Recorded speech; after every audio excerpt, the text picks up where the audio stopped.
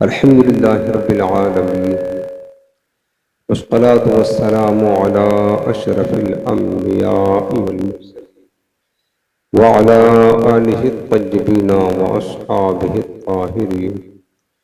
أما بعد فأعوذ بالله من الشيطان الرجيم.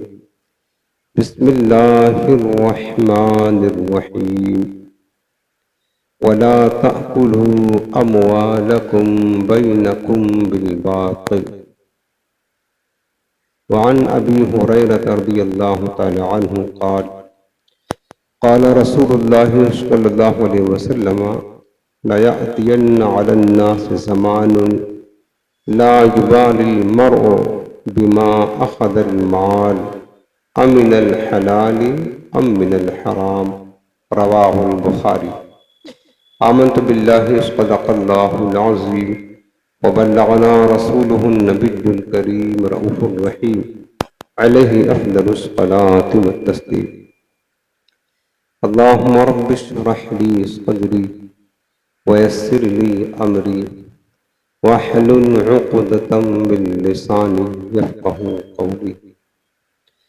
رسول رحمت، مالک جنت، شفیع امت، سراپا جود و سخاوت، باعث خیر و برکت، صلی اللہ تعالی علیہ وآلہ وسلم ارشاد فرماتے ہیں: جس نے مجھ پر ایک مرتبہ درود پاک پڑھا، اللہ رب العالمین اسے احد پہاڑ کے برابر ثواب عطا فرمائے گا، ایک قیرات اجر عطا فرمائے گا، اور ایک قیرات احد پہاڑ کے برابر ہے۔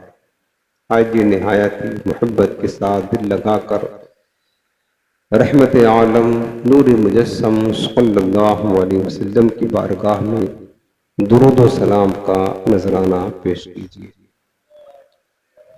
اللہم صلی علی سیدنا و شفیعنا و کریمنا و نبینا ومولانا محمد وعلى آلہ وصحبہ وبارک وسلم۔ حاضرین محترم، ہفتہ واری اصلاحی بیان کا سلسلہ ہے، اور آج ہم جس عنوان کے تحت بات کریں گے وہ ہے رزق حرام کی نحوست۔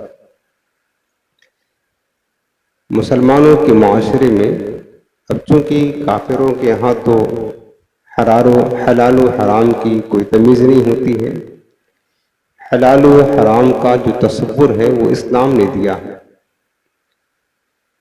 اور اس سے پہلے درس میں ہم نے رزق حلال کی اہمیت کے عنوان سے بیان کیا تھا، اور آج ہم آپ کو یہ سمجھائیں گے کہ حرام روزی کی نحوست اور اس کی مذمت کتنی شدید ہے، اس کا اثر ہمارے دین و ایمان پر، ہمارے اعمال پر، خود ہماری ذات پر کیا پڑتا ہے، اس بارے میں ہمیں سمجھنے کی ضرورت ہے، تاکہ جب تک ہم اس دنیا میں زندہ رہیں ہمیشہ حلال پاکیزہ طیب روزی ہی کھائیں، کمائیں، اور اپنے بچوں کو بھی حلال ہی کھلائیں اور کمائیں۔ سب سے پہلے میرے عزیزوں یہ بات یاد رکھیں کہ اس دنیا میں ہمیشہ ہمیں رہنا نہیں ہے، ہمیشہ رہنا نہیں، بس چند سالہ زندگی ہے، وہ بھی چند سال تو ہم صرف کہہ رہے ہیں، ہمیں تو ایک منٹ کا بھی پتہ نہیں ہے کہ ہماری زندگی ہے یا نہیں۔ اگر ہے تو چند سالہ زندگی ہے، اس کے بعد آپ کو پتہ ہے پھر موت ہے۔ تو زیادہ کمانے کے چکر میں، زیادہ مال جمع کرنے کی فکر میں حرام روزی میں ہاتھ ڈالنا، ناجائز طریقے سے مال حاصل کرنا، حرام اور باطل اور ناحق طریقے سے اپنے روزی کو حاصل کرنا، یہ مسلمانوں کا شیوا نہیں۔ ہم مسلمان ہیں، کافر نہیں، مسلمان ہیں، اور مسلمانوں کا جو شیوا ہے وہ ہمیشہ مسلمان حلال پاکیزہ طیب روزی ہی کھاتا ہے اور اپنے بچوں کو وہی کھلاتا ہے۔ حلال روزی کی اہمیت بہت زیادہ ہے، اور حرام رزق سے بچنے کی قرآن و سنت میں اللہ اس کے رسول نے بے پناہ تاکید ارشاد فرمائی ہے، بے پناہ تاکید ارشاد فرمائی۔ قرآن عظیم میں اللہ پاک نے ارشاد فرمایا سورۃ النساء، اللہ پاک فرماتا وَلَا تَأْكُلُوا أَمْوَالَكُمْ بَيْنَكُمْ بِالْبَاطِلِ، فرمایا کہ اور نہ کھاؤ اپنے مال کو آپس میں ناحق، باطل طریقے سے، یعنی حرام طریقے سے، ناجائز طریقے سے، غلط طریقے سے ایک دوسرے کے مال نہ کھاؤ۔ سود میں کیا ہوتا ہے؟ سود میں یہ ہوتا ہے کسی کے پاس مجبوری ہوتی ہے، اس کو مال کی ضرورت ہوتی ہے، دوسرے کے پاس مال ہوتا ہے، وہ اپنا پیسہ دیتا ہے اور وہ اپنی ضرورت پوری کرتا ہے، اس کے بدلے میں وہ جو پیسہ دے رہا ہے قرض نہ، تو اب اس قرض پر اس کو نفع چاہیے تاکہ ہمیں پیسہ اور بڑھے۔ ایک تو اس مسلمان کی مجبوری کا فائدہ اٹھا کر کے اس سے ہم جتنا دیا ہے زیادہ لے رہے ہیں، اور اس کو کہتے ہیں سود۔ اور سود کی تو بہت سخت نحوست ہے، بلکہ تمام حرام مالوں میں سب سے سخت ترین جو مال ہے نا وہ سود کا پیسہ ہے، بلکہ حدیث پاک میں ہے سود کا گویا کہ 1 درہم کھانا، 1 درہم اپنی ماں کے ساتھ خانہ کعبہ کے سامنے زنا کرنے کے برابر ہے، معاذ اللہ، اتنا سخت ترین گناہ ہے سود کا۔ تو یہ ناحق طریقے سے کھا رہے ہیں نا۔ اسی طریقے سے کسی کا قرض لے کر بیٹھ گئے، نہیں دیا قرض، کھا گئے، ہڑپ گئے، تو قرض تو لوٹانا یہ ضروری ہے، نہیں دیا کھا گئے، یہ بھی ناحق طریقے سے کھانا ہے۔ میں بھی چند صورتیں آگے عرض کروں گا کہ ہمارے معاشرے میں کس طریقے سے حرام ذریعہ سے لوگ مال حاصل کرتے ہیں اور خود بھی کھا رہے ہیں، اپنے بچوں کو کھلا رہے ہیں، اور اس طریقے سے خود بھی تباہ ہو رہے ہیں، اپنی آخرت برباد کر رہے ہیں، اپنے پیٹ میں جہنم کی آگ بھر رہے ہیں۔ یہ جو حرام کھاتا ہے نا انسان، یہ حرام نہیں، یہ جو حرام مال سے جو غذا کھاتا ہے یہ غذا نہیں ہے، یہ سمجھ لیں کہ یہ جہنم کی آگ کھا رہا ہے، جہنم کی آگ، جہنم کی آگ کھا رہا ہے اور اپنے بچوں کو کھلا رہا ہے۔ کتنا دن دنیا میں رہیں گے یار، کب تک رہیں گے؟ حرام ذریعہ سے تو نے مال حاصل کر لیا ہے تو کتنا دن تک کھاؤ گے؟ یہ تو سوچو، اس کے بعد کیا ہوگا؟ مر جاؤ گے پھر کیا ہوگا؟ حرام مال کی جو نحوست ہے، جو اس کی مذمت ہے بہت شدید ہے۔ اللہ بس ہمیں حلال پاکیزہ رزق ہی عطا فرمائے۔ تو قرآن عظیم میں اللہ پاک نے فرمایا کہ اپنے مال کو ناحق آپس میں نہ کھاؤ۔ بخاری شریف کی روایت ہے، حضرت سیدنا ابو ہریرہ رضی اللہ تعالی عنہ ارشاد فرماتے ہیں کہ میرے آقا مدینے والے مصطفیٰ صلی اللہ علیہ وآلہ وسلم نے فرمایا، کیا فرمایا میرے آقا نے کہ لَيَأْتِيَنَّ عَلَى النَّاسِ زَمَانٌ لَا يُبَادِ الْمَرْءُ بِمَا أَخَذَ الْمَالِ أَمْ مِنَ الْحَلَالِ أَمْ مِنَ الْحَرَامِ۔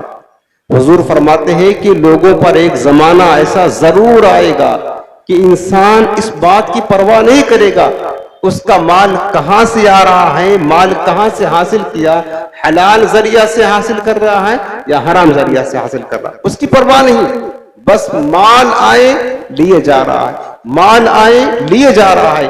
آقا فرماتے ہیں کہ یہ زمانہ آئے گا جس زمانہ کی نشاندہی تاجدار کائنات نے برسوں پہلے کی تھی، وہ زمانہ یہی چل رہا ہے جس میں ہم گزر رہے ہیں۔ یقیناً آج لوگوں کی حالات ایسے ہیں، انہیں پرواہ نہیں ہے۔ کتنے لوگ دنوں رات حرام کمائی میں ملوث ہیں، انہیں پرواہ نہیں اس بات کی ہم جو مال کھا رہے ہیں، اپنے بچوں کو کھلا رہے ہیں، یہ حلال ذریعہ سے آیا ہے یا حرام ذریعہ سے آیا ہے، پرواہ نہیں، مال آنا چاہیے۔ اب سب سے بڑی وجہ دنیا کی محبت کا غالب آنا۔ ہم جو دیکھتے ہیں نا، ہم نیچے والے لوگوں کو نہیں دیکھتے ہیں، اپنے سے نیچے لوگوں کو نہیں دیکھتے ہیں، بلکہ ہم یہ دیکھتے ہیں دنیا کی محبت کا خالق، ہم مالداروں کو دیکھتے ہیں، اتنا مالدار ہو گیا، اس کے پاس یہ بھی ہو گیا وہ بھی ہو گیا اور ہم تو پیچھے رہ گئے۔ تو ہم اس جو مالدار ہے نا اس کو دیکھ کر کے ہم بھی مالدار بننا چاہتے ہیں۔ اب مالدار بننے کے لیے ہم اس بات کو بھول جاتے ہیں کہ مالدار بننا ہے تو کدھر سے بننا، ہم کو حلال آئے تو بھی لے لیا، حرام آئے تو بھی لے لیا۔ میرے عزیزوں ہم مسلمان ہیں، اپنی وقات پہچانو، حرام کھانا یہ ہماری شان کے لائق ہرگز نہیں ہے۔ ہمیشہ بھلے سے آپ کو پوری دنیا کیوں نہ مل جائے، لیکن اگر وہ حرام ذریعے سے مل رہی ہے سمجھ لینا کہ اس کا 1 روپے بھی آپ کے لیے زیبا نہیں دیتا ہے، آپ اس کو استعمال کریں۔ حرام کی نحوست بہت سخت ہے۔ اب حدیث پاک آپ کو سناؤں، میرے آقا مدینے والے مصطفیٰ صلی اللہ علیہ وسلم نے ارشاد فرمایا، قیامت کا دن ہوگا، کچھ لوگوں کو اللہ کی بارگاہ میں لا کر کھڑا کیا جائے گا اور ان کے پاس نیک اعمال کی کثرت کتنی ہوگی پتہ ہے؟ میرے آقا فرماتے ہیں کہ پہاڑوں کے برابر نیکیاں ہوں گی، اتنی کثرت کے ساتھ نیک اعمال لے کر کے آئے گا وہ بندہ۔ پھر کیا ہوگا؟ پہاڑوں کے برابر جو نیکیاں ہوں گی، کثیر اعمال صالحہ ہوں گے، اللہ تعالیٰ اس کے تمام اعمال کو گرد و غبار کی طرح بکھیر کر کے ہوا میں اڑا دے گا، سب بکھر جائیں گے اور اس کے سارے اعمال کو رب العالمین برباد کر دے گا۔ صحابہ نے عرض کیا یا رسول اللہ ایسا کیوں ہوگا؟ وہ سارے نیک اعمال لے کر کے آئے گا تو اس کی نیکیاں برباد؟ میرے آقا فرماتے ہاں، وہ نمازیں کثرت سے پڑھا کرتا تھا، روزے بھی رکھا کرتا تھا، بار بار حج و عمرہ بھی کیا کرتا تھا، زکوٰۃ بھی دیا کرتا تھا، سارے نیک اعمال تو تھے اس کے پاس، لیکن جب اس کے سامنے حرام چیز پیش کی جاتی تھی تو اسے قبول کر لیتا تھا، حرام کھا دیتا تھا، اس وجہ سے اللہ تعالیٰ نے اس کے سارے اعمال کو برباد کر دیا۔ اب آپ بتائیں میرے عزیز، ایک تو وہ ہے جس کے پاس نیکیوں کا پہاڑ ہے، جب اسے حرام کی نحوست کی وجہ سے اس کو نیک اعمال آخرت میں کچھ کام نہیں آ رہے ہیں تو کیا فائدہ ہوگا نماز پڑھنے سے، حج کرنے سے، روزہ رکھنے سے، سخاوت کرنے سے؟ اور جس کے پاس نیکیاں کچھ ہے نہیں ہے، دنوں رات حرام ہی اپنے پیٹ میں داخل کر رہا ہے، تو اس کا انجام کیا ہوگا آخرت میں؟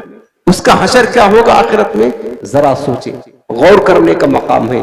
اس لیے میرے عزیز جب بھی اپنے پیٹ میں کوئی لقمہ ڈالے ہمیشہ حلال طیب پاکیزہ لقمہ ہی ڈالے۔ درود پاک پڑھیں۔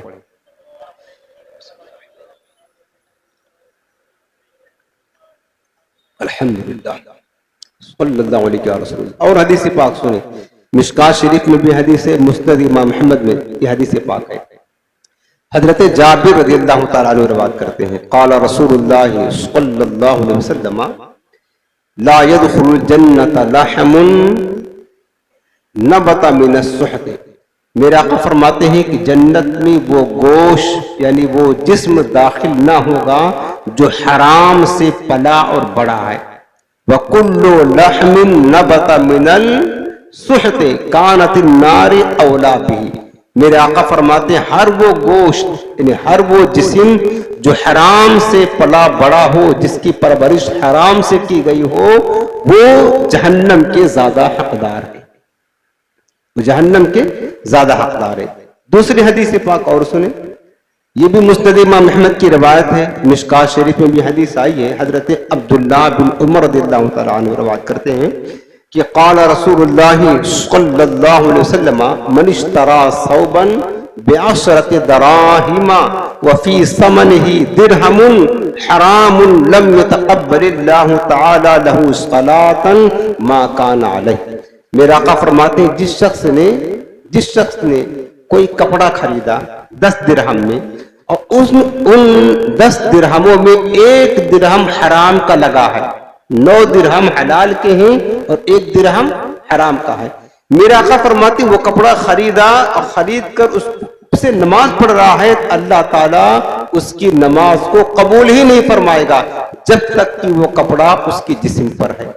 حالانکہ سارا حرام کا نہیں ہے، آپ یوں سمجھ لیں کہ 1 ڈول پانی ہے، پاک طیب اور صاف پانی پینے کے لائق ہے، وضو غسل کے لائق ہے، 1 قطرہ شراب کا ڈالے، صرف 1 قطرہ، تو سارے ڈول کا پانی نجس اور ناپاک ہو جاتا ہے۔ اب وہ نہ پینے کے لائق رہے گا اور نہ وہ وضو اور غسل کے لائق رہے گا۔ اسی طریقے سے کسی کے پاس لاکھوں روپے حلال کے ہیں لیکن بے احتیاطی کی وجہ سے 1 روپے بھی حرام کا اس میں شامل کر لیا تو یہ حرام بھی، یہ پلید مال بھی اس پاکیزہ مال کو پلید اور ناپاک کر دے گا۔ یہ نحوست ہوتی ہے حرام کی. اور ایک حدیث پاک میں بھی میرے آقا کریم نے فرمایا کہ اللہ تعالیٰ کا ایک فرشتہ ہے بیت المقدس میں، ہر شب و روز وہ ندا دیتا ہے. فرشتہ کیا کہتا ہے؟ کہتا ہے کہ جو شخص حرام کھائے گا اللہ تعالیٰ نہ اس کا فرض قبول فرمائے گا اور نہ اس کی کوئی سنت قبول فرمائے گا، یعنی اس کی کوئی عبادت اللہ تعالیٰ اپنی بارگاہ میں قبول نہیں فرمائے گا. دوسری حدیث پاک میرے آقا کریم فرماتے جو بندہ حرام مال کمائے پھر اس سے صدقہ کرے تو اللہ تعالیٰ اس کا صدقہ قبول نہیں کرے گا، اور جو کچھ مرنے کے بعد وہ چھوڑ جائے گا وہ حرام مال اس کے لیے جہنم میں زیادہ راہ بنے گا. جہنم میں جانے کے لیے جو مطلب انسان زیادہ راہ لے جاتا ہے نا، تو وہ جہنم کا زیادہ راہ بنے گا جو چھوڑ کر کے جائے گا. یہی ہو رہا ہے کہ ایک باپ ہے ساری زندگی حرام کھاتا رہا، کماتا رہا، بچوں کو کھلاتا رہا، مر گیا، وہ تو جہنم میں گیا ہی، ساتھ ساتھ جو حرام مال چھوڑ کر کے گیا ہے وہ حرام مال اس کے لیے جہنم میں جانے کے لیے زیادہ راہ کا کام کرے گا. حضرت مالک بن دینار رحمت اللہ تعالی علیہ، حضرت مالک بن دینار رحمت اللہ علیہ فرماتے کہ ایک مرتبہ ایسا ہوا بنی اسرائیل میں قحط پڑ گیا، بارش بند ہو گئی. جب بارش بند ہوئی تو اناج پیدا ہونا بند ہو گئے، غلہ اگنا بند ہو گیا، سالی آ گئی، پریشانی آ گئی، لوگ بھوک اور پیاس سے تڑپنے لگے. تو بنی اسرائیل کے افراد ایک میدان میں جمع ہوئے اور رو رو کر گڑ گڑا کر اللہ سے دعائیں کرنے لگے، مالک بارش برسا دے، بارش برسا دے. ان کی دعائیں قبول نہیں ہو رہی تھی. اللہ پاک نے اس وقت کے پیغمبر کی طرف وحی فرمائی، میرے پیغمبر جا کر ان لوگوں سے کہہ دو تم بارش کی طلب کے لیے جمع ہو کر میری بارگاہ میں التجا کرتے ہو، حالانکہ تمہارے پیٹ حرام خوردہ ہیں، تمہارے جسم کے اندر حرام لقمہ پڑا ہوا ہے، اس حال میں تم مجھ سے گڑ گڑا کر دعائیں کر رہے ہو. سن لو، اس طریقے سے میرا غضب تم پر اور بڑھ گیا ہے، تم مجھ سے دور ہو جاؤ.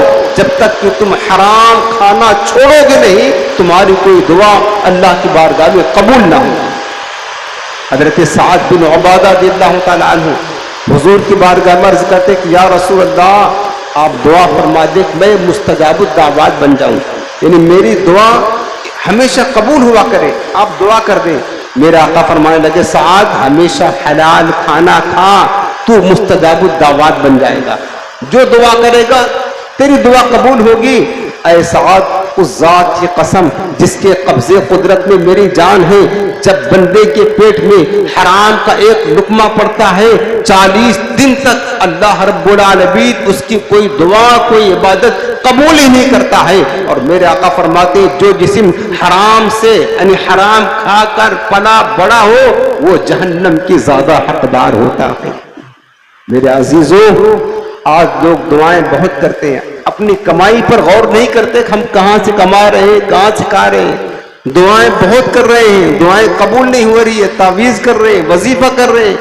اصل دعاؤں کی قبولیت کی جو چابی ہے نا وہ حلال غذا استعمال کرنا ہے، حلال کھانا ہے. حضرت عبداللہ بن عمر رضی اللہ تعالیٰ نے فرمایا کہ اے انسان اگر تو اتنی نماز پڑھے کہ نمازیں پڑھتے پڑھتے تیری کمر جھک جائے، اتنے روزے رکھے کہ روزہ رکھتے رکھتے تو بال کی طرح پتلا اور باریک ہو جائے، لیکن جب تک حرام مال سے پرہیز نہیں کرے گا یہ روزہ نماز اور یہ عبادتیں کچھ بھی تجھے کام نہ دیں گی، نہ کوئی ایک عبادت اللہ کی بارگاہ میں قبول کیا جائے گا. بتائیے حرام کی نحوست. حضرت یوسف بن اسباط رحمت اللہ تعالی علیہ فرماتے ہیں جب کسی عابد کو یعنی عبادت گزار کو شیطان دیکھتا ہے کہ یہ عبادت میں بڑی مشقتیں اٹھاتا ہے، بہت زیادہ مجاہدہ کرتا ہے، بہت زیادہ ریاضت کرتا ہے، لیکن وہ عابد عبادت تو خوب کرتا ہے، حلال و حرام کی تمیز نہیں کرتا، حلال آیا تو بھی کھایا، حرام آیا تو بھی کھا لیا. تو شیطان اپنے چیلوں سے کہتا ہے ارے اس عابد کو بہکانے کی تمہیں ضرورت نہیں ہے، یہ لاکھ عبادت کر لے، جتنا مرضی چاہے عبادت میں کوشش کر لے، جب تک یہ حرام کھاتا رہے گا اس کا کوئی عمل اللہ کی بارگاہ میں مقبول ہوگا ہی نہیں، اس کی عبادت کرنے سے فائدہ کیا ہے. یاد رکھنا ہماری تمام عبادتوں کی قبولیت کا مدار صرف لقمہ حلال ہے، لقمہ حلال۔ اگر کوئی بندہ رات و دن عبادت میں لگا رہے اور لیکن حلال و حرام کی تمیز نہیں کرتا ہے اور حرام مال اپنے پیٹ میں داخل کرتا ہے، یاد رکھنا اس کا کوئی بھی عبادت کرنا، کوئی دعا، کوئی عمل اللہ کی بارگاہ میں قبول نہیں کیا جائے گا۔ حضرت سہل تستری رحمت اللہ تعالی علیہ فرماتے ہیں کہ حرام خور کے تمام اعضاء گناہوں میں مشغول ہوتے ہیں، خواہ وہ چاہے خواہ نہ چاہے۔ اس کی مثالیں آپ کو دیکھنا ہے جو واضح طور پر حرام کھاتے ہیں۔ سود خوروں کو آپ دیکھ لیں، آپ کے معاشرے میں سود خوروں کی کمی نہیں ہے۔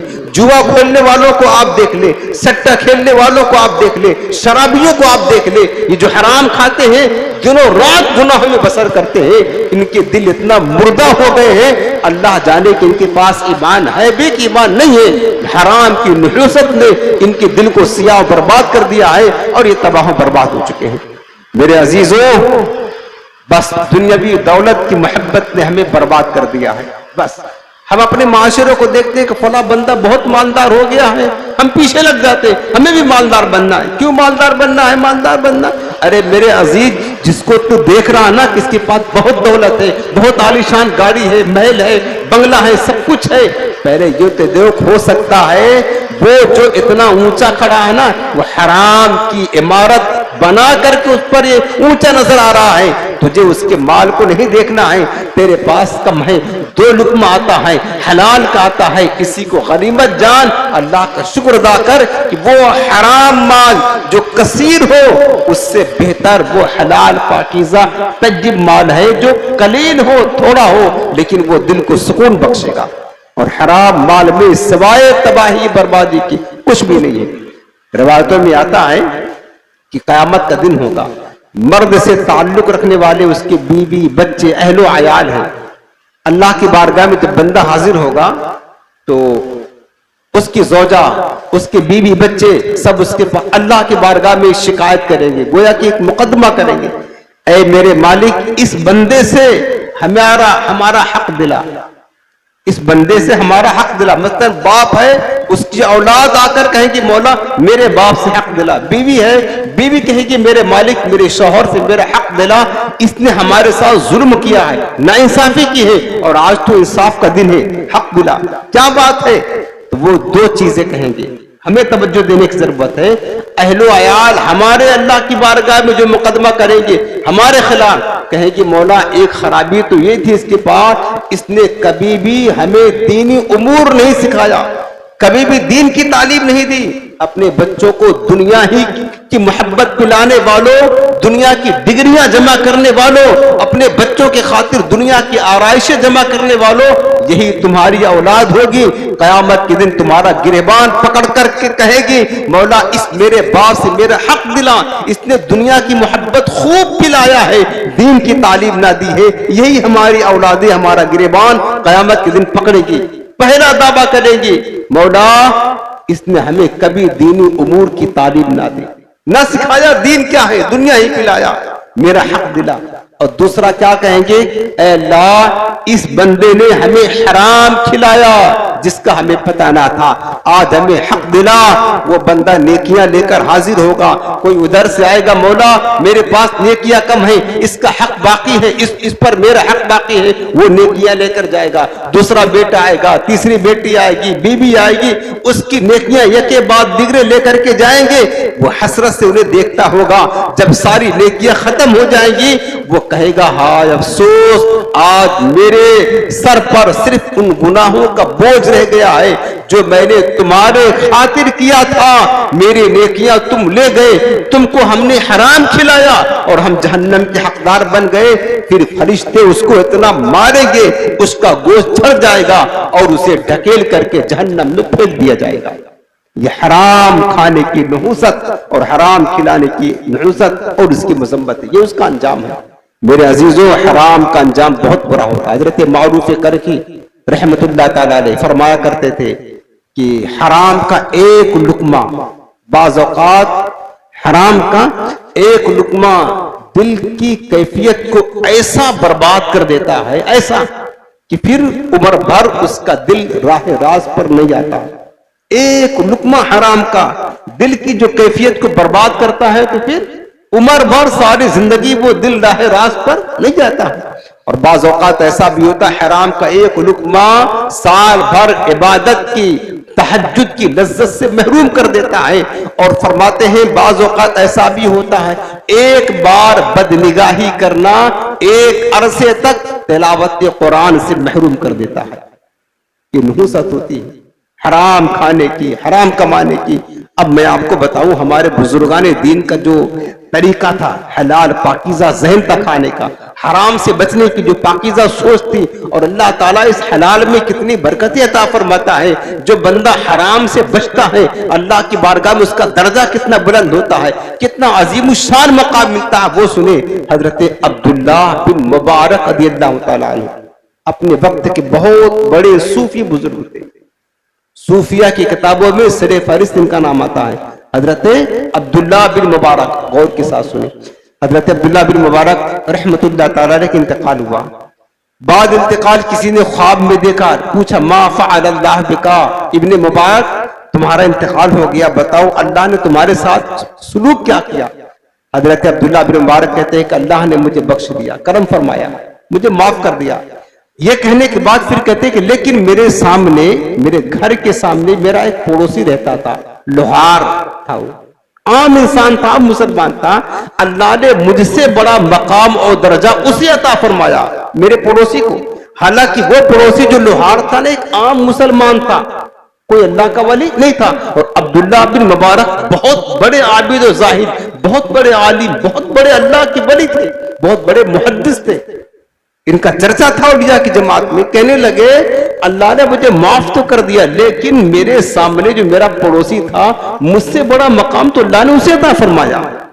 جو خواب جس نے دیکھا تھا نا، جب بیدار ہوا تو یہ بات اس نے علماء سے پوچھی کہ معاملہ کیا ہے، ایک عام مسلمان کو ایک اللہ کے ولی پر درجہ کیسے اللہ نے بڑھا دیا، کوئی نہ کوئی بات تو ہوگی نا.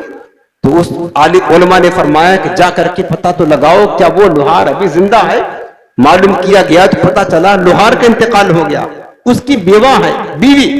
اس کی بیوی سے پوچھا بتا تو صحیح تیرے شوہر کا عمل کیا تھا، کیا کام کرتا تھا جو عبداللہ بن مبارک جیسے ولی یہ کامل سے بھی بڑا مقام اللہ نے اسے مرنے کی بعد عطا فرما دیا. اس کی بیوہ نے کیا جواب دیا؟ کہنے لگی اس کی عورت کہ میرے شوہر کا کوئی بہت بڑا عمل تو نہیں تھا، سارا دن دکان پر لوہا کو گرم کرتا اور اس سے سامان بنایا کرتا تھا، لوہار کا کام کیا کرتا تھا، حلال پاکیزہ رزق ہی کماتا تھا، محنت و مزدوری کرتا تھا.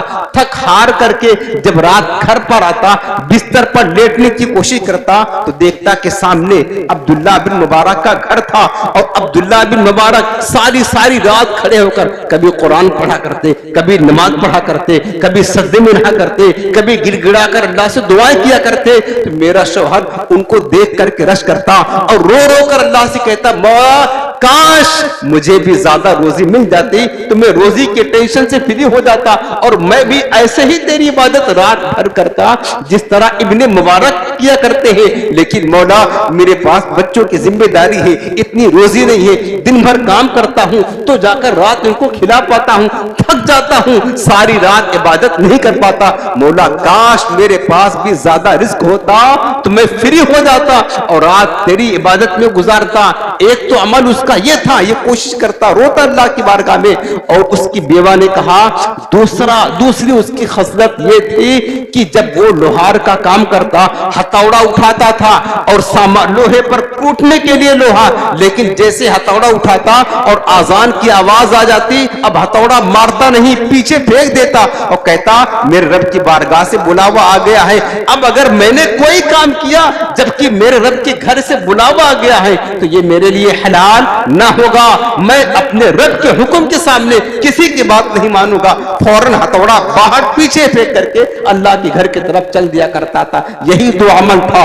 علماء نے فرمایا بس یہی اس کے دو عمل ایسے تھے، ایک تو حلال پاکیزہ روزی کمانا اور اللہ کی عبادت کے لیے اتنا چست رہنا، اور کہ وہ ہتھوڑا مارنے میں بتاؤ کتنا ٹائم لگتا ہے لیکن اس بات کو بندہ گوارا نہیں کرتا تھا. اتنی محبت تھی اللہ کی بارگاہ سے، اتنی محبت محبت تھی نمازوں سے، اتنی محبت تھی اس کو اللہ کی عبادت سے، ہتھوڑا مارتا نہ تھا، کہتا اب میں نے ہتھوڑا مارا یہ میرے لیے حلال نہ ہوگا، فوراً رب کی بارگاہ میں چلا جاتا تھا۔ علماء فرماتے یہی دو عمل تھے جس کی وجہ سے اللہ نے ولی کامل سے بڑا درجہ اسے عطا فرما دیا۔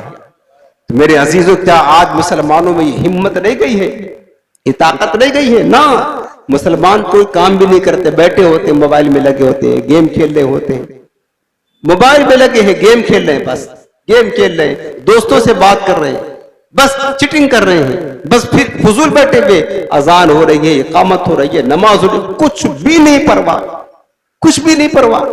مسلمانوں، سبق حاصل کرو، سبق حاصل کرو، نمازوں سے محبت کرو، رب کے گھر سے بلاوا آ جائے، مولا کا، خالق کا، پھر بندہ اپنے کام میں لگا ہو، بتاؤ کس قدر اللہ کی توہین ہے، اپنے رب کی توہین کس طرح ہے؟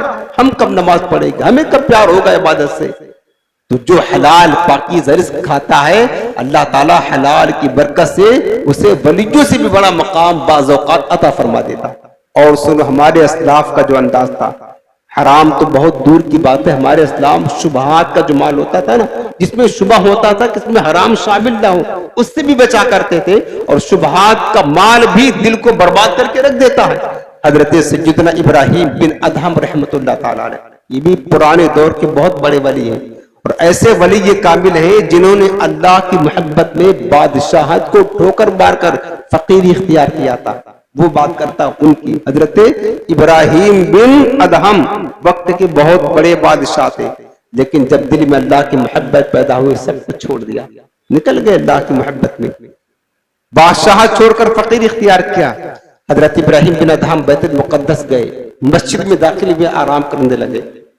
کہتے ہیں کہ رات کا کچھ حصہ گزرا، ایک نورانی بزرگ 40 ساتھیوں کے ساتھ مسجد کے اندر داخل ہوئے، اور انہوں نے آ کر محراب کے پاس نماز پڑھی، اس کے بعد محراب کے پشت سے ٹیک لگا کر کے بیٹھ گئے، آپس میں باتیں کرنے لگے۔ وہ 40 افراد تھے، ان میں سے ایک بولا کہ یار آج اس مسجد میں ہم میں سے ایک آدمی ایسا بھی ہے جو ہماری جماعت کا نہیں ہے۔ وہ بات کرنے لگے، 40 افراد تھے، ہم میں سے ایک آدمی ایسا ہے لیکن وہ ہماری جماعت کا نہیں ہے، ہمارے ساتھ شامل نہیں ہے۔ ان میں جو عمر رسیدہ بزرگ تھے مسکرا کر کہنے لگے، ہاں وہ ابراہیم بن ادہم تو ہے جس کو 40 دن ہو گئے عبادت کی لذت نہیں مل رہی ہے، کوشش بہت کرتا ہے، عبادت تو کرتا ہے لیکن عبادت کی لذت نہیں پاتا۔ حضرت ابراہیم بن ادہم کہتے ہیں کہ میں جو ہے نا ایک کونے میں لیٹا ہوا تھا، ان کی یہ باتیں سن رہا تھا، جیسے میں نے سنا نا میرا نام آیا، اٹھ کر گیا اور کہنے لگا، او بزرگ یقیناً یہ تو بتا، بات تو سچی کہہ رہا ہے کہ 40 دن ہو گئے ابراہیم بن ادہم کو عبادت کی لذت نہیں مل رہی ہے، یہ تو بتا اس کی وجہ کیا ہے؟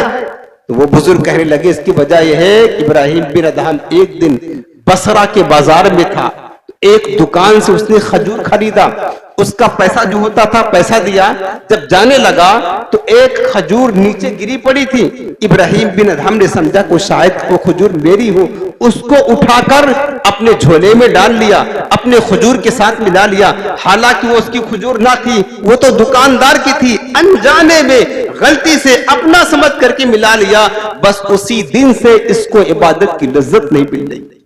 اللہ اکبر، سوچے ذرا، خاک ملا لیا، صرف شبہ کا، جان بوجھ کر نہیں، انجانے میں ملا لیا، اسی دن سے ابراہیم کو عبادت تو کرتا ہے لیکن لطف نہیں آتا، لذت نہیں ملتی ہے۔ آج ہم نے کتنے مسلمانوں کو دیکھا، خود ہم اپنی عبادت پر غور کر لیں، مسجد میں آتے جی گھبراتا کہ فوراً مسجد سے نکل جائے، بس ایک بوجھ، نماز بوجھ سمجھتے کہ جلدی سے اتار کر پھینک دے، باہر نکل جائے، یہ حال ہے، ہمارا بھی دل نہیں لگتا ہے۔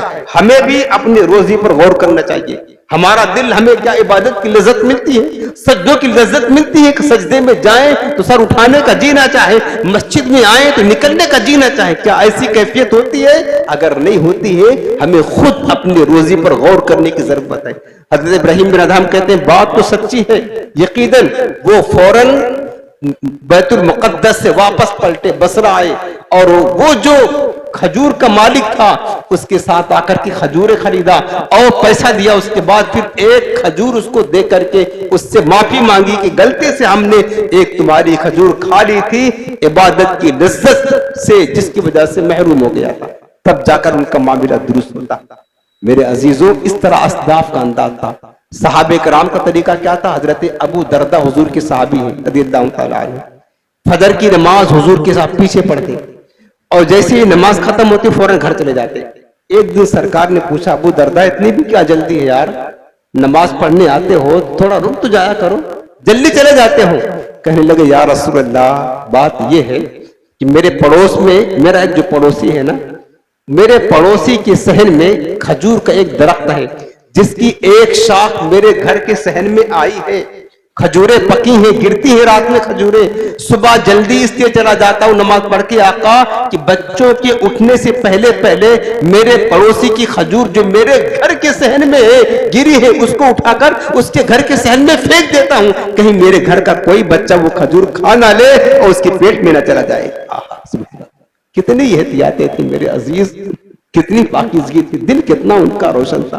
سبحان اللہ. کاش ان کی محبت کا ایک ذرہ مل جائے، ان کی تقویٰ کا ذرہ مل جائے.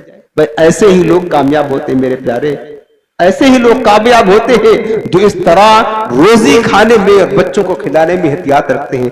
حضرت شیخ علی دقاق رحمت اللہ تعالیٰ علیہ بہت بڑے اللہ کے ولی. آپ جنگل میں زیادہ تر رہا کرتے تھے، جنگل سے لکڑیاں کاٹتے بازار میں لا کر بیچتے پھر چلے جاتے. ایک دن جنگل کی طرف جا رہے تھے کہ راستے میں ایک اشرفیوں سے بھری ہوئی تھیلی ملی. اشرفی کہتے ہیں سونے کا سکہ، وہ مل گیا. اس کو اٹھا لیا، سوچا یہ تو میرے لیے حلال نہیں، کہ مارے لکتا ہے، نہ جانے کس کا ہے، میں تو کھاؤں گا نہیں، کسی غریب مستحق کو دے دوں گا، اس کے کام آ جائے گا، یہ اس کے لیے حلال ہوگا. حضرت شیخ علی دقاق وہ اشرفی کی تھیلی لے کر جا رہے تھے تو دیکھا کہ راستے میں ایک معذور حبشی غلام ہے، حبشی اور معذور ہے اور بھوکا پیاسا بھی ہے، فقر و فاقہ کے آثار ہے. اس کے پاس گئے اور اس کو وہ تھیلی دینے لگے. کہا کہ دیکھ یہ تیرے لیے رزق آ گیا ہے. اس نے غصے میں کہا کہ علی دقاق جہاں سے تھیلی لے کر آئے ہو نا چپ چاپ لے جا کر وہیں رکھ دو، جا کر وہیں رکھ دو. کہنے لگا یار تجھے ضرورت ہے کھا تو لے، دیکھنے تیرے پاس کھانا نہیں کپڑے نہیں اور ہم نے سوچا کہ تو زیادہ بست ہے کہ لے لے. اس شخص نے کیا کہا؟ کہنے لگا شیخ علی دقاق پچھلے 1 سال سے ہر روز وہ تھیلی دیکھتا ہوں وہاں رکھی ہے لیکن ابھی تک نگاہ اٹھا کر اس کو لینے کے نیت سے کبھی دیکھا نہیں ہے. تو لے کر آج چلایا، پہلے دن دیکھا، دے جا کر کے رکھ کے آ جا. وہ شیخ علی دقاق کہتے ہیں جب معلوم کیا پتا چلا اس وقت کی وہ کتب تھے جو بیٹھے ہوئے تھے، کتب تھے وقت کے. آپ بتاؤ اگر ہمیں ایسا مال مل جائے تو ہم کتنا کوشش کریں گے لینے میں، چھپا لیں گے کہ ایسا نہ ہو اس کا مالک آ کر کے مانگ لے جا ہم سے، اب مانگے تو ہم لڑائی کرنے بیٹھ جائیں گے، میرا ہے یار، جھوٹ بھی بولیں گے. یہ مال کی محبت میرے پیارے، مال کی محبت سوائے تباہی بربادی کے کچھ بھی نہیں پیدا کرتی، تباہی بربادی بس. اب میں آپ کو آخری بات سناتا ہوں اور یہ واقعہ آپ نے سنا ہوگا، پھر سن لیں. شیخ ابو صالح موسیٰ جنگی دوست رحمت اللہ تعالیٰ علیہ، سنا ہوگا واقعہ، سنے بہت روحانیت ملتی ہے. میں نے حلال پاکیزہ رزق کے لیے ہمارے اسلاف کس قدر کوششیں کرتے تھے، کوئی شبہ کا ایک لقمہ پیٹ میں چلا نہ جائے میرے پیارے. حضرت ابو صالح موسیٰ جنگی دوست رحمت اللہ تعالیٰ علیہ، جوانی کا عالم تھا، روزہ دار تھے. آپ نہر کے کنارے بیٹھ کر وضو کر رہے تھے، شام کا وقت ہوا اور کئی دنوں کا فاقہ بھی تھا. نہر کے کنارے وضو کر رہے تھے، بھوک تو لگی تھی، افطار کا وقت ہو گیا تھا. ایک سیب اس نہر سے بہتا ہوا آ رہا تھا، بھوک لگی تھی، اب دل کی خواہش غالب ہوئی، سیب نکالا کھا لیا بھوک مٹانے کے لیے. کھا تو لیا لیکن فوراً خیال آیا کہ یار یہ سیب کس کا تھا، اس کا مالک کون تھا، کس کے باغ کا تھا، میں نے تو پوچھا نہیں، کسی کا مال بغیر اس کی اجازت کے کھا لیا.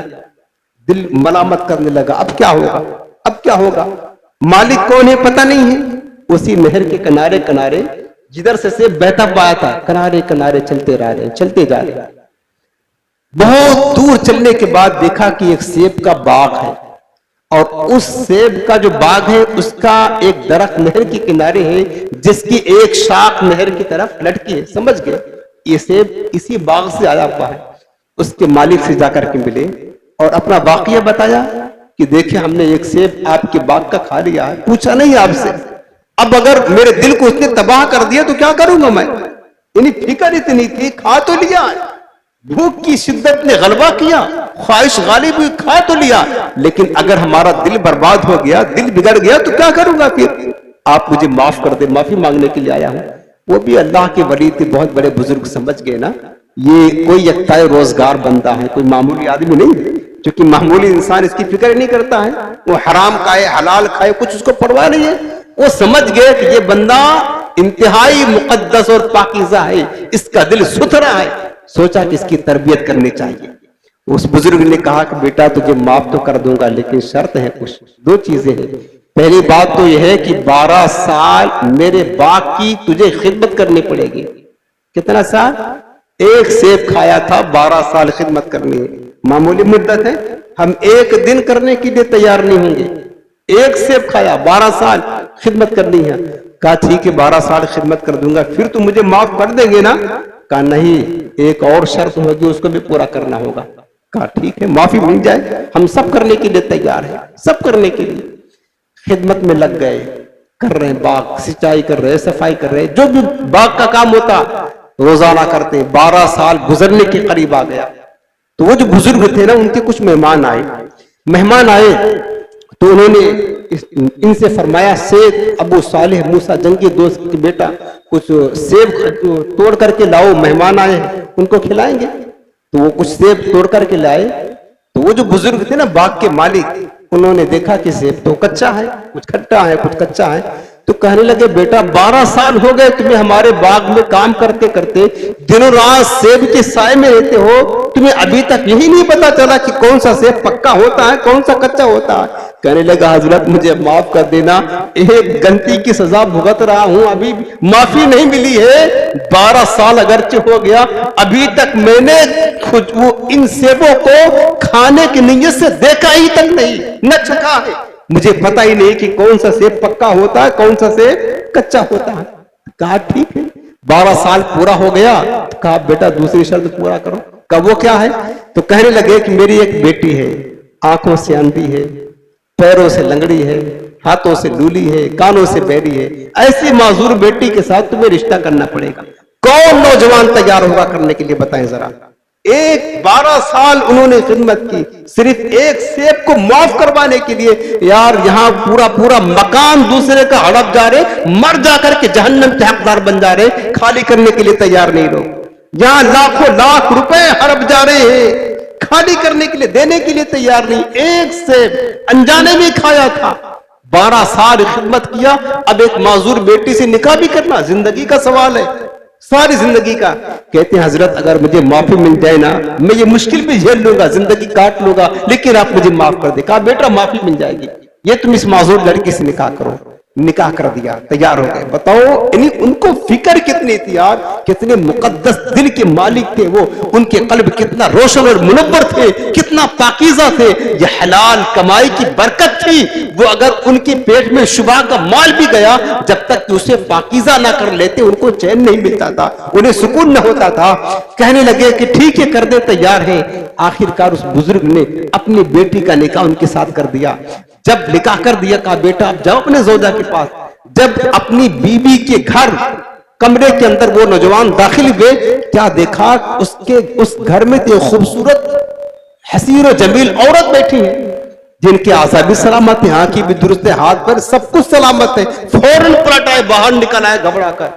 کہا کیا ہوا؟ کہا حضرت ایک غلطی کی سزا بھگت رہا ہوں، اب دوسری غلطی کرنا نہیں چاہتا ہوں، لگتا ہے کوئی اور خاتون میری نکاح میں آ گئی، یا میں نے نکاح کسی اور سے کیا تھا، کسی اور کے پاس مجھے بھیجا جا رہا ہے۔ کہا نہیں بیٹا تم سمجھے نہیں، حقیقت میں وہی تمہاری زوجہ ہے، تم نے بات سمجھا نہیں۔ جو میں نے کہا تھا نا کہ وہ میری بیٹی آنکھوں سے اندھی ہے، بات یہ ہے کہ میری بچی نے آج تک کسی غیر مرد کو دیکھا تک نہیں ہے۔ جو کہا تھا نا کانوں سے جو ہے نا بہری ہے، کسی نامحرم کی آواز اپنے کانوں میں سنی نہیں اس نے۔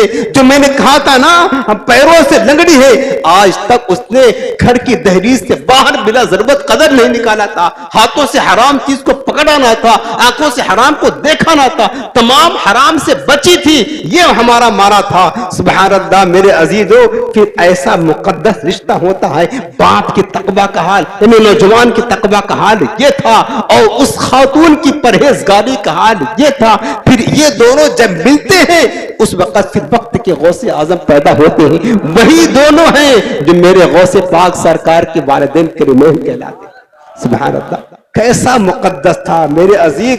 آج بھی اگر مسلمان حلال پاکیزہ رزق کھانے لگ جائے، حلال روزی پر قناعت کرے، حلال روزی ہی استعمال کرے، حرام سے بچے، آج بھی مسلمانوں کے گھر اللہ کا ولی پیدا ہو سکتا ہے، اللہ پیدا کر سکتا ہے۔ لیکن وہی نا، خودی کو کر بلند اتنا کہ ہر تقدیر سے پہلے خدا بندے سے خود پوچھے، بندے بتا تیری رضا کیا ہے؟ ہم خود تو پاکیزہ بنے۔ میرے پیارے یاد رکھنا، یہ میری نصیحت آخری تاکید عرض کر رہا ہوں، یاد رکھنا، بھوکے مر جانا چلے گا، بھوکے رہ لینا، پیاسے رہ لینا، بچوں کی بھوک اور پیاس کو دیکھ لینا، لیکن حرام لقمہ ہرگز کبھی بھی جان بوجھ کر بلکہ شبہات والے مال سے بھی بچنا، نہ کھانا، کسی کا مال نہ کھانا۔ حرام لقمہ ہمارے معاشرے میں خدا کی قسم ناجائز حرام کاروبار میں لوگ اتنا ملوث ہو گئے ہیں، ہمارے پاس کثرت سے مسائل آتے ہیں، حرام خوری، سود بہت زیادہ عام ہے، بہت زیادہ عام ہے سود، بہت زیادہ میں کہہ رہا ہوں، اور حرام کھانے کی بہت صورتیں ہیں، اور سود اس میں سب سے سخت ترین ہے۔ کیا آج مسلمان سود خور نہیں ہے؟ آپ بہت سارے لوگوں کو جانتے ہیں جن کی زندگی گزرداری سود خوری میں، آپ جانتے ہیں بہت سارے لوگوں کے، آپ کے معاشرے میں، آپ کے محلے میں، آپ کے شہر میں رہتے، ساری زندگی ہے مسلمان، سود کاروبار چلا رہے، خود کھا رہے، بچوں کو کھلا رہے۔ کتنے مسلمان آج ہیں جو سٹے بازی کر رہے ہیں نا، لاٹری کھیل رہے ہیں، کتنے مسلمان ہیں جوا کھیل رہے، دن و رات لگے، حرام شرابیں بیچ رہے ہیں، حرام کام۔ کتنے مسلمان بیاج کے پیسے تھے، اب تو زیادہ تر لوگوں نے کیا کر لیا ہے نا، لوگوں نے بس وہ گروی رکھتے نا، مکان گروی رکھا، بہت زیادہ کیا کہتے ہیں پیسہ لے لیا، اور اس کے بعد گروی رکھ کر کے اب ہمارے پاس پیسہ زیادہ ہے، ہم نے دے دیا، سامنے والے کا مکان لے لیا، اور وہ جب پیسہ لوٹائے گا 10 لاکھ روپے تب ہم اس کا مکان دیں گے، تب تک کیا ہو رہا ہے؟ تب تک ہم مکان استعمال کر رہے ہیں، بلکہ مکان کو کرایہ پر دے رہے ہیں، اور کرایہ ہم کھا رہے ہیں، حرام ہے، سود ہے، سود ہے۔ سود کا ایک چھوٹا سا گناہ 36 مرتبہ زنا کرنے سے بھی برا ہے، اتنا سخت ترین ہے۔ یہ ہو رہا مسلمانوں میں یار، سود در سود چل رہا ہے۔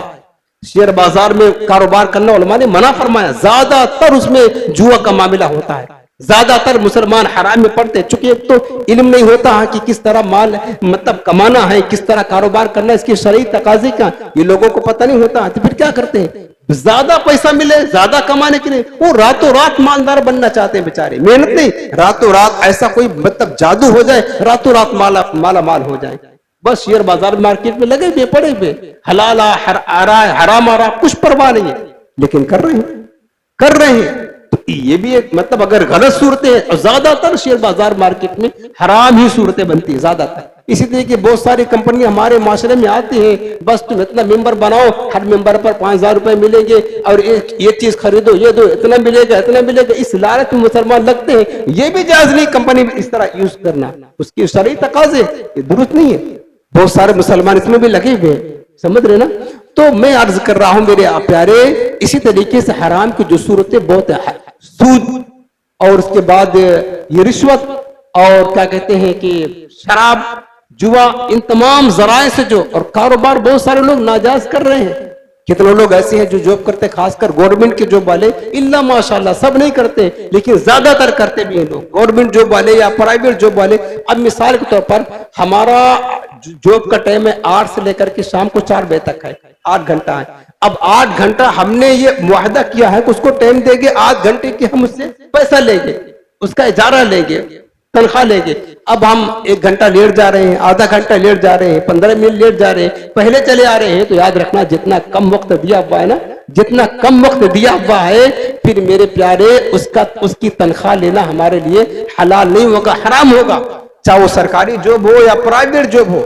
اگر ہم نے 8 گھنٹہ اجارہ کیا ہے، 8 घंटा ड्यूटी के लिए तय किया पाए और 8 घंटे का पैसा ले रहे हैं और हम 7.5 घंटा दे रहे हैं, तो आधा घंटा का पैसा लेना हमारे लिए हलाल नहीं होगा, हराम होगा। इस तरह भी लोग कर रहे हैं। इसी तरह किसी के मकान पर, दुकान पर कब्जा करके बैठे हुए हैं, बरसों से 50 साल के बाद बात है, भाड़ा भी देना 100 रुपए, पूरा देना नहीं होता, 5000 रुपए 500 देना है। उसके बाद कहा खाली करो, खाली करवाना तो 12 लाख रुपए दो, 12 लाख। अरे हमारे पास एक दिन मसला पूछने के लिए आए, कहा हजरत वो 10 लाख रुपए आने वाले, मिसाल के तौर पर पूछने के लिए आए, तो हमारे इतने भाई इतने बहने, कितना किसको हिस्सा देना का किस तरह है? बोले वो ना मकान रखा था किराए पर पुराना, तो खाली करवाया, तो क्या कहते हैं वो मकान जिसका है वो हमको 10 लाख रुपए देगा, तो हम कितना बांटे? हमने कहा यार वो मकान किराएदार, तुम किराएदार थे ना, मकान मालिक का था, तुम उससे पैसा ले रहे हो, फिर उसमें वरासत तकसीम करने आए हो।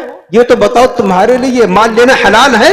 ये तो हराम है यार, ये तो हराम है, सरासर हराम है। किस बात का पैसा ले रहे हो? खाली कराने का। अरे उस मकान मालिक का एहसान तुमको इतना कम किराए पर कितने बरस तक रखा है, तुमने उसका हक नहीं दिया, ये जुल्म किया, उसके बाद तुम खाली कर रहे हो तो उसे 10 लाख रुपए ले रहे हो। ये तुम्हारे, तुम उसके मालिक हो, ये तुम्हारे लिए आग है, आग जहन्नम की, हराम है। उसको हमने समझा। इस तरह लोग मसला पूछने के लिए चले आते हैं। बताओ ये भी तरीका हो रहा है। उसके बाद शादी ब्याह होता है, उसमें दहेज का मुतालबा जो करते हैं ना, दहेज का मुतालबा करना, उलमा फरमाते हैं ये रिश्वत का दर्जा रखता है। और रिश्वत के बारे में हुक्म मेरे आका ने फरमाया, अर्राशी वल मुर्तशी किलाहुमा फिन्नार, रिश्वत लेने वाला रिश्वत देने वाला दोनों जहन्नमी है, हराम है। इसी तरीके से जो मगीतर होते हैं ना, एक दूसरे के साथ वो लड़के लड़कियां मोहब्बत करते हैं, एक दूसरे को मोहब्बत में गिफ्ट देते हैं। उलमा ने फरमाया जो लड़की लड़के नाजायज तरीके से मोहब्बत करे, एक दूसरे को तोहफा तोहफा दे, ये रिश्वत का दर्जा रखता है, रिश्वत हराम है लेना देना। मैं कह रहा हूं बहुत सूरतें हराम की हमारे माशरे में। अल्लाह मुसलमानों पर रहम फरमाए। मेरे अजीजों, बस आखिरी नसीहत ये है कि हमेशा हलाल तय्यब रोजी ही हासिल करें। हम हराम और नापाक पलीद रोजी से अपने आप को बचाएं। ये दुनिया भी तबाह कर देगा, आखिरत भी बर्बाद कर देगा, हमारे बच्चों को भी तबाह कर देगा। खुदा के वास्ते कम मिले उसी पर अल्लाह को शुक्र अदा करें और कम खाएं, लेकिन हराम लुकमा अपने हाथ में कभी ना, अपने पेट में कभी दाखिल न होने दे। अल्लाह हमें हलाल तय्यब पाकीज़ा रिज़्क ही खाने कमाने की तौफीक अता फरमाए। आखिर में एक वजीफा आपको अर्ज कर देता हूँ। वजीफा बहुत ही आसान भी है, अहम भी है।